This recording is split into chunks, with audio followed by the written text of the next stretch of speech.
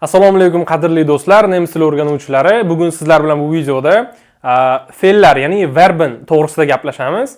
Men to'g'ridan-to'g'ri verbindan o'tishdan oldin shu narsani afzal ko'rdim.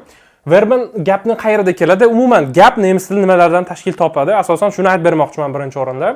Har doim gapimiz asosan subyektdan boshlanadi. Subyekt bu o'zbek tilida ega, ya'ni ish bajaruvchi. Keyingi ikkinchi o'rinda agar bu darak gap bo'lsa, ya'ni nuqta bilan tugaydigan gap bo'lsa, bu har doim fe'l bo'ladi, ya'ni verbin bo'ladi. Va uchinchi o'rinda obyekt, ya'ni to'ldiruvchi. To'ldiruvchi nima degani? O'sha ish harakat ustida olib borilayotgan narsa. Keling, yaxshisi men sizga buni bir video misol yordamida tushuntiraman. Subyektga ishni olaman, ya'ni subyektning savoli kim, nima? Ich, kim, men. Endi bajarilayotgan ish, ya'ni fe'l. Lernen. Bu lernen degan fe'l. Lernen degan fe'lda fe'llar struktura bo'yicha ikkiga bo'linadi. Bularda nima bor? Bularda asos, lern va in qo'shimcha bor. Lekin biz buni shaxs olmoshlari bilan kelganda, kishilik olmoshlari bilan kelganda biz uni tuslaymiz. Ya'ni ishga bo'ladi. Ich lerne. Bu haqida video davomida ko'ramiz, xudo xohlasa. Ich lerne, men o'rganyapman va to'ldiruvchi. Nimani o'rganyapman? Men Deutsch, nemis tilini o'rganyapman. Ich lerne Deutsch, men nemis tilini o'rganyapman. Xo'p. Asosiy qoidamiz nemis tilida fe'l ikkinchi o'rinda kelishida. Iltimos, bu qoidani har doim o'zingizga saqlang, yodlab oling. Biz esa davom etamiz. Xo'p, do'stlar, sizlar bilan fe'lni gapda qayerda kelishini gaplashdik. Endi umumiy fe'lning strukturasi, uni tuslanishi haqida gaplashamiz. Umumiy fe'llarimiz ikkiga bo'linadi: regelmäßig va unregelmäßig, ya'ni oddiy va murakkab fe'llar yoki to'g'ri va noto'g'ri fe'llar ham deymiz. Xo'p, fe'lni biz yodlayotganimizda asosan infinitiv holatda yodlaymiz. Bu qanday desanglar, buni bitta misol yordamida tushuntiraman. Ya'ni yashamoq degan fe'limiz wohnen. Yashamoq, ya'ni moq qo'shimchasi bilan biz buni yodlaymiz shunday qilib, buni ishlatmaymiz. Masalan, yashamoq, ketmoq, bormoq. Lekin biz gaplarda ishlatayotganimizda uni xuddi o'zbek tiliga o'xshab turib tuslashimiz kerak. Masalan, o'zbek tilida ham men ketyapman, sen ketyapsan, u ketyapti. Ko'ryapsizlar, fe'limiz oxirida qo'shimchalar o'zgaryapti. Xuddi shunday nemis tilida ham qo'shimchalar o'zgaradi. Keling, uni yaxshisi misol tariqasida ko'rib chiqamiz. Egalik olmoshlari bilan birgalikda. Shaxs olmoshlari bilan, ya'ni. Xo'p, o'sha tepada olgan misolimiz wohnen fe'lini olamiz. Ich nima deyish? Yaxshi, men. Har doim ishga, ya'ni birinchi shaxsga qo'shimchasi qo'shiladi. Ya'ni wohn asosi bo'ladigan bo'lsa, biz unga qo'shimchasini qo'shamiz, ya'ni wohnen. Bu har doimgi grammatik qoida. Har doim ishga biror fe'lni bermoqchi bo'lsangiz, ya'ni birga ishlatmoqchi bo'lsangiz, oxiriga asosiga qo'shasiz.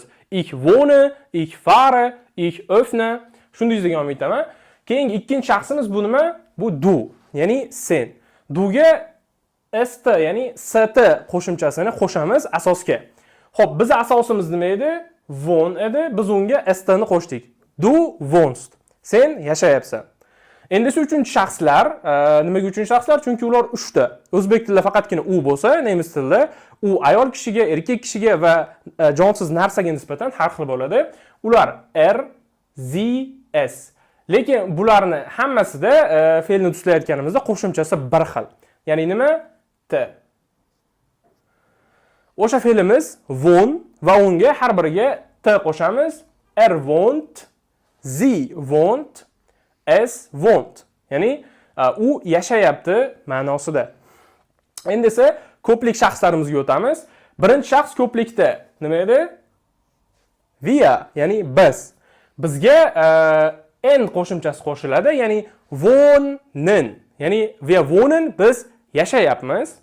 Xuddi shunaqa uchinchi shaxs ko'plikda ham xuddi shunaqa ziga ham n qo'shiladi, wohnen. Bu yodlashga oson va ikkinchi shaxs muloyimlik bor, bilasizlar sizlar buni katta zi bilan yozamiz. Zi.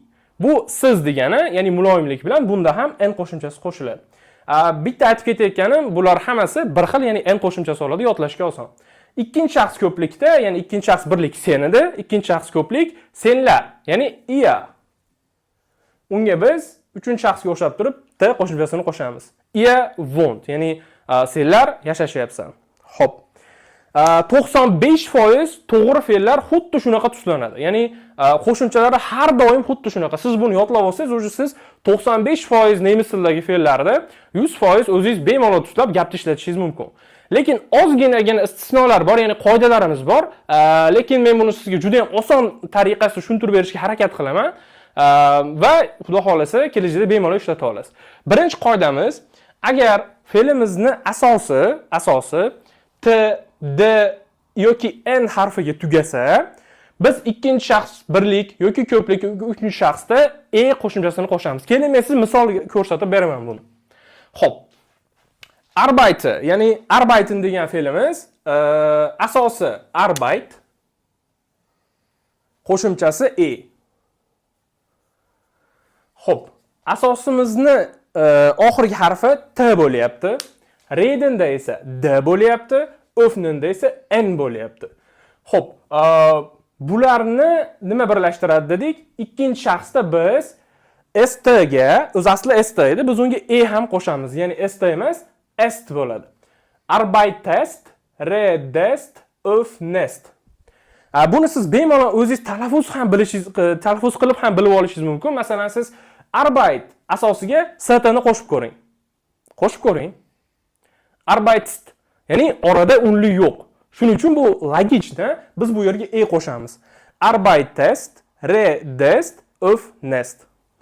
Xo'p, bundan tashqari ikkinchi shaxs ko'plikda, ya'ni yerga ham esinglarda bo'lsa t qo'shardik. Bu yerga ham qo'shishga majburmiz mana.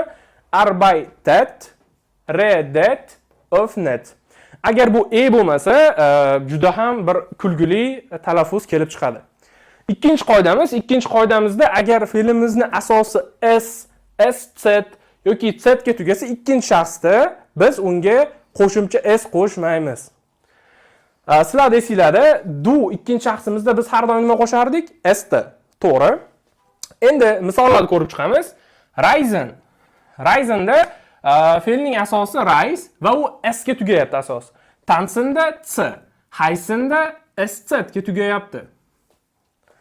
Xo'p, ikkinchi shaxsda bularga endi s qo'shmaymiz. Nimaga? Chunki s, st ni o'zida s tovushi mavjud. Shuning uchun biz reist, tanzt, heist qilamiz xolos, ya'ni s qo'shmaymiz. Xo'p, va oxirgi yakuniy qoidamiz, bu 3-qoidada birgina istisno fe'limiz bor, zammelin degan. Ya'ni asosiy fe'l zammelin infinitivini yozing. Zammelin. Bu fe'limizda birinchi shaxsda, ya'ni birinchi shaxsda o'zi qanday bo'lish kerak edi? Bizning qoidamiz bo'yicha ich zammele bo'lishimiz kerak edi, lekin biz unda nima qilamiz? Birinchi ni olib tashlaymiz. Olib tashlasak va oxirgi qo'shsak, nima bo'ladi? Ich zammle. Ich zammle. Bu yagona siz o'rganishingiz kerak bo'lgan qoida va so'z. Zammelin yig'moq degani, to'plamoq degani. Eslab qoling, juda ham foydali. Xo'p, sizlar bilan oddiy fe'llar, ya'ni regelmessik fe'llarni gaplashdik. Endi esa unregelmessik fe'llarni, ya'ni unregelmessik verblarni gaplashamiz. Xo'p, unregelmessik verblar to'g'ri fe'llarga nisbatan ko'p emas. Nemis tilida asosan to'g'ri fe'llar bor, noto'g'ri fe'llar juda ham kam foizini tashkil qiladi. Shunda ham asosiy noto'g'ri fe'llardan biz juda ham kundalik hayotda ko'p ishlatadigan fe'llarimiz bor. Xo'p, endi uni tuslanishini gaplashsak, tuslanishida oddiy fe'ldan nima farqi bor murakkab fe'lni? Murakkab fe'llarda endi o'zak, ya'ni asos ham o'zgarishi mumkin.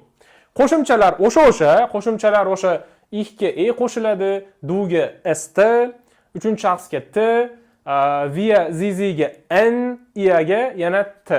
Faqatgina endi o'zakda o'zgarish mumkin. Xo'p, birinchi o'zgarish qanaqa bo'ladi? I ga almashadi. Ya'ni i ga yoki i ga almashadi. Keling buni misolda ko'rib chiqamiz. Geben fe'li. Geben bermoq. Ich gebe. Birinchi shaxs o'zgarmaydi.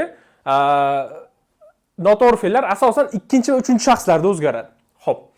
Ikkinchi shaxsda ich gebe birinchi shaxsda edi, ikkinchi shaxsda du gibst. Ya'ni st joyida, qo'shimcha so'zning joyida faqatgina o'zak o'zgargan. Endi gebst emas, gibst. Va uchinchi shaxsda ham, ya'ni gebt emas, gibt. Gibt. Sie gibt. Es gibt. Xuddi shunaqa nehmen fe'li. Nehmen olmoq degani. Ich nehme o'zgarishi yo'q. Ikkinchi, uchinchi shaxsda o'zgaradi. Ikkinchi shaxsda nimmst bitana qo'shilyapti. Nimmt. Ya'ni qo'shimchalar o'sha, faqatgina asos o'zgaryapti. I'ga. Xo'p, keyingisi lesen, liest. Ya'ni bu yerda faqatgina bitta i'ni o'zi emas, bo'lib qolyapti. Lese, liest. Ya'ni bunda uchinchi shaxsda ham s bor, chunki u so'zimiz biroz boshqacharoq eshitilishi mumkin. Keyingi o'zgarishimiz a, ya'ni asosdagi a, umlaut a ga o'zgaradi. Ya'ni a umlaut bu nima bo'ladi? Talaffuz qilinadi. Xo'p, fahren fe'li mashina bilan bormoq degani biror joyga. Fahre, ya'ni fahren. Ich fahre, duga fährst. Ya'ni fährst emas, fährst. A umlautlikka almashdi. Ko'p uchinchi shaxs birlikda ham fährt. Fährt. Schlafen uxlamoq fe'lida qanaqa? Ich schlafe, qo'shimcha o'zgarmaydi. Du schläfst. Er schläft. Sie schläft. Es schläft. Ya'ni a umlautli a ga o'zgaryapti. Va shunga o'xshagan bir qoidamiz bor. A bilan u unlilar birikmasi bor edi. Au. Shu birikmadagi a ham umlautli a bo'ladi, lekin tovush biroz o'zgaradi. Xo'p, masalan, laufen, yugurmoq degan fe'limiz bor. Ich laufe, du läufst. Nimaga o'y? Chunki a umlaut bilan unli harfimiz birga kelganida a umlaut tovushini beradi. Ya'ni bilan u kelganda biz uni o'y o'qiymiz. Xuddi Deutschdaqa, läufst.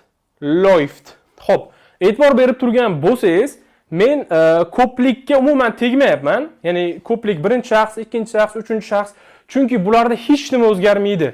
Bularda faqat o'sha qo'shimchalar qo'shamiz, oddiy yasaladi, xuddi to'g'ri fe'llarga o'xshab turib. Bularda hech qanaqa o'zak o'zgarishi kuzatilmaydi. Keling, yaxshisi bitta ikkita misollar yordamida bu fe'llarni yana bir qaytarib o'tamiz. Xo'p, birinchi gapimiz gibt ein Buch. U bir kitobni beryapti. Es nimmt viel Zeit. Bu narsa ko'p vaqt oladi. Ich lese eine Zeitung. Men bir jurnal yoki gazeta o'qiyapman. Er fährt mit dem Auto. U mashina bilan boryapti qayergadir. Sie schläft zu Hause. U qiz nima qilyapti? Uyda uxlayapti. Ich laufe jeden Tag. Men yuguraman. Jeden Tag degani eslab qoling, har kuni. Ya'ni men har kuni yuguraman. Xo'p, agar videolarimiz foydali bo'layotgan bo'lsa, iltimos bizni qo'llab-quvvatlang. Siz bilan Deutschboy jamoasi bo'ldi. Agar sizga videolarimiz yoqayotgan bo'lsa, like, komment qoldiring.